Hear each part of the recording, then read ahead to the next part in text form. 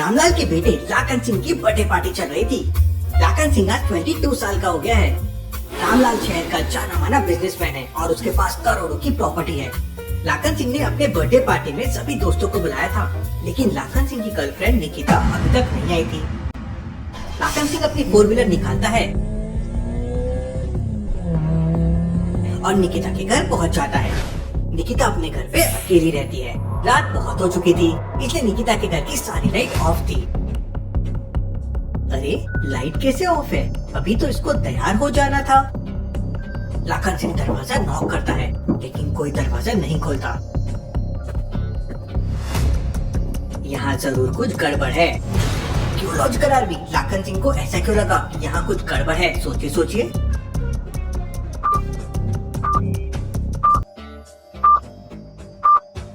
यहाँ बाहर देखिए किसी के फुटप्रिंट्स बने हुए हैं और फुटप्रिंट्स रेडिश है। ये देख के लाखन सिंह थोड़ा सा घबरा जाता है। वो जोर से दरवाजे को धक्का देता है तो डोर खुल जाता है। लाखन सिंह घर के अंदर जाता है तो घर का सारा सामान बिखरा पड़ा था। लाखन सिंह अपने मोबाइल की टॉर्च जलाकर घर की सारी लाइट ऑन करता है। घर की लाइट्स ऑन होते ही उसके होश उड़ जाते हैं। निकिता जमीन पे पड़ी हुई थी और उसकी बॉडी पर चाकू लगा हुआ था और ढेर सारा खून बह रहा था। वो निकिता के पास जाकर चेक करता है तो निकिता मर चुकी है। वो बहुत डर जाता है और तुरंत जाने वाले जासूस डिटेक्टिव मेहुल को कॉल कर देता है। उस समय मेहुल सो रहा था। मोबाइल की रिंगटोन बजते ही मेहुल जाग जाता है। कॉल रिसीव करते ही लाखन सिंह मेहुल को सारी सच्चाई बताता है। केस की छानबीन करने के लिए मेहुल तुरंत अपने कपड़े पहनने लगता है। मुझे अभी के अभी वहाँ जाना होगा, सुबह तक का इंतजार नहीं कर सकता हूँ। मेहुल अपने घर को अच्छी तरह से लॉक करता है और घर के बाहर निकल आता है। मेहुल के घर के बाहर 3 गाड़ियाँ खड़ी हुई हैं। पहली बाइक, दूसरी 4 व्हीलर कार और तीसरी एक नई बुलेट जो कुछ दिन पहले ही मेहुल ने खरीदी थी। क्या आप बता सकते हैं मेहुल तीनों में से कौन सी गाड़ी से केस की छानबीन करने के लिए जाएगा? सोचिए सोचिए।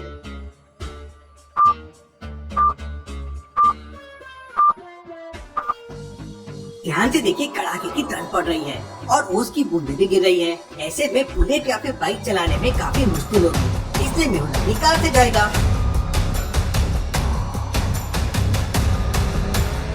मेहुल अपनी कार से निकिता के घर पहुंच जाता है। मेहुल अंदर जाके देखता है तो लाखन सिंह वहाँ पे दुखी बैठा हुआ था। वहाँ पर एक कॉपी, पेन और सुसाइड नोट रखा हुआ था। ये सुसाइड नोट नहीं है बल्कि इसका मर्डर किया गया है। बचका में क्या बता सकते हैं मेहुल को ऐसा क्यों लगा कि ये सुसाइड नहीं बल्कि मर्डर है? सोचिए सोचिए।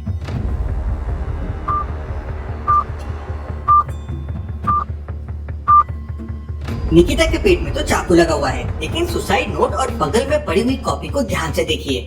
सुसाइड नोट A4 पेज का है, लेकिन कॉपी A4 साइज की नहीं है, काफी छोटी है।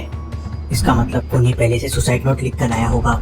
इसके बाद उसने निकिता के पेट में चाकू मार दिया और फिर सुसाइड नोट को कॉपी और पेन के साथ यहाँ पर रख दिया ताकि सबको लगे निकिता ने कॉपी का पेज फाड़कर अपने हाथ से सुसाइड नोट लिखा है।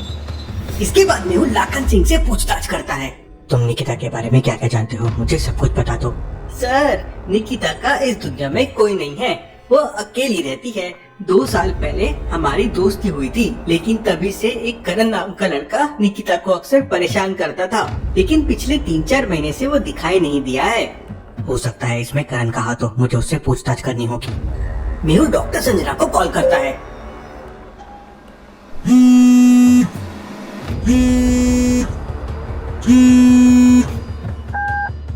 डॉक्टर संजना, क्या तुम जल्दी से लैब में आ सकती हो? एक डेड बॉडी का पोस्टमार्टम करना है। बस 20 मिनट में लैब पहुंच जाऊंगी। मेहुल निकिता की बॉडी लेकर लैब की तरफ निकल पड़ता है। मेहुल 15 मिनट के अंदर ही लैब में पहुंच जाता है। लैब के बाहर अभी भी ताला लगा हुआ था। डॉक्टर संजना अभी तक क्यों नहीं पहुंची है? लॉजिकल आदमी क्या बता सकते हैं डॉक्टर संजना अब तक लैब में क्यों नहीं पहुंची है? सोचिए सोचिए।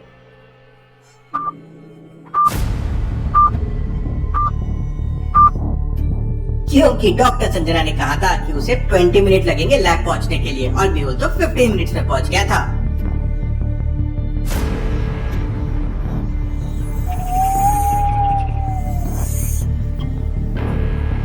तभी मेहुल को डिटेक्टिव सोसाइटी से कॉल आता है। मेहुल, ये केस आलिया हैंडल कर लेगी। तुम्हें एक अर्जेंट मीटिंग के लिए डिटेक्टिव सोसाइटी के हेड ऑफिस पहुंचना है और आज आलिया के एविडेंस ऑब्जर्वेशन की टेस्ट भी है। मेहुल आलिया को कॉल लगाता है।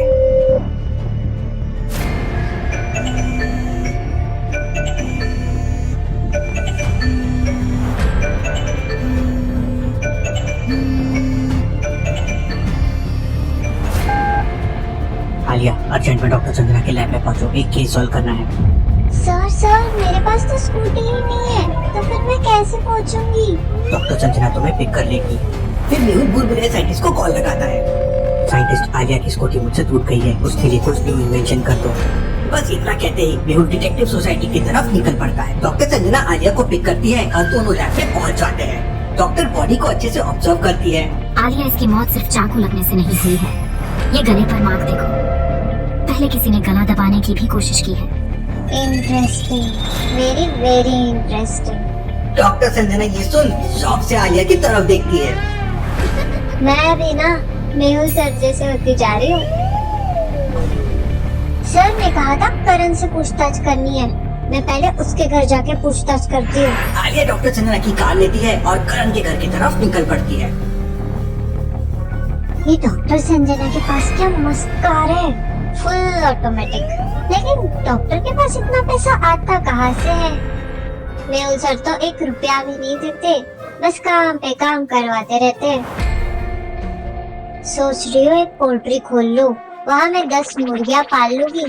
10 मुर्गियों से 100 अंडे मिलेंगे, 100 अंडों में से 100 मुर्गियाँ निकलेगी, 100 मुर्गियों से फिर 1000 अंडे, उनसे फिर 1000 मुर्गियाँ। थोड़े दिनों में तो मैं करोड़पति ही बन जाऊंगी। आलिया अपने ही ख्यालों में खो जाती है। तो अभी पीछे से एक कार आलिया को हॉर्न देती है। Focus Alia, focus. तभी आलिया को मेहुल का कॉल आता है।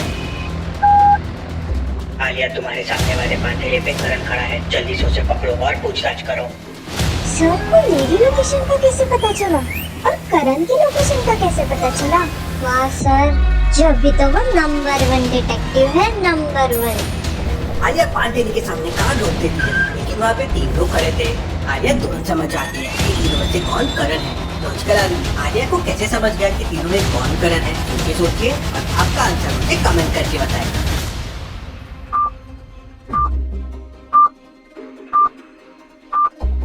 पहला वाला तो बच्चा लग रहा है और तीसरा आदमी बूढ़ा लग रहा है, लेकिन दूसरा वाला आदमी 22-23 साल का लग रहा है, मतलब यही करण होगा।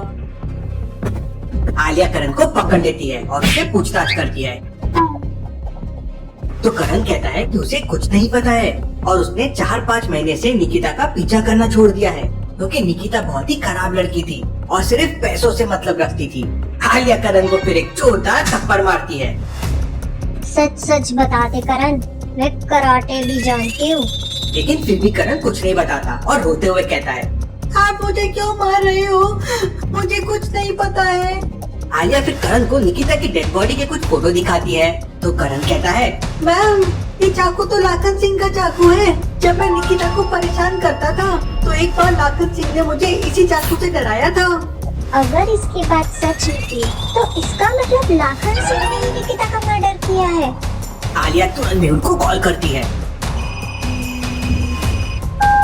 सर खूनी मुझे करण नहीं बल्कि लाखन सिंह लग रहा है, क्योंकि उसके पास सेम वही चाकू था जो डेड बॉडी पे है। आलिया मैंने सब सुना। सुना मतलब सर? सॉरी, मेरा मतलब तुम जो बोल रही थी वो मैंने सब सुना। ओह अच्छा। जाओ तुरंत लाखन सिंह से पूछताछ करो। आलिया करण को लेकर तुरंत लाखन सिंह के घर पहुंच जाती है। करण को देख लाखन सिंह वहां से भागने की कोशिश करता है, लेकिन आलिया एक जोरदार किक मारती है।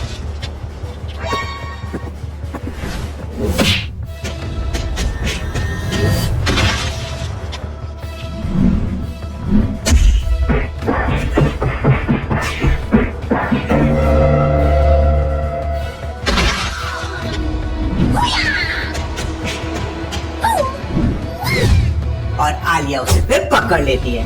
हाँ, मैंने ही निकिता का मर्डर किया है, क्योंकि वो सिर्फ पैसों के पीछे थी। मैंने सोचा निकिता के मरने के बाद उसके मर्डर का इल्जाम करण पे आ जाएगा, क्योंकि करण निकिता को परेशान करता था। अगर निकिता को सिर्फ तुम्हारे पैसे से मतलब था तो इसका मतलब ये हरगिज नहीं कि तुम उसका मर्डर कर दो। ये सब तुम्हें उसको अपनी गर्लफ्रेंड बनाने से पहले सोचना चाहिए था। तुम तो सड़ो अब जेल में।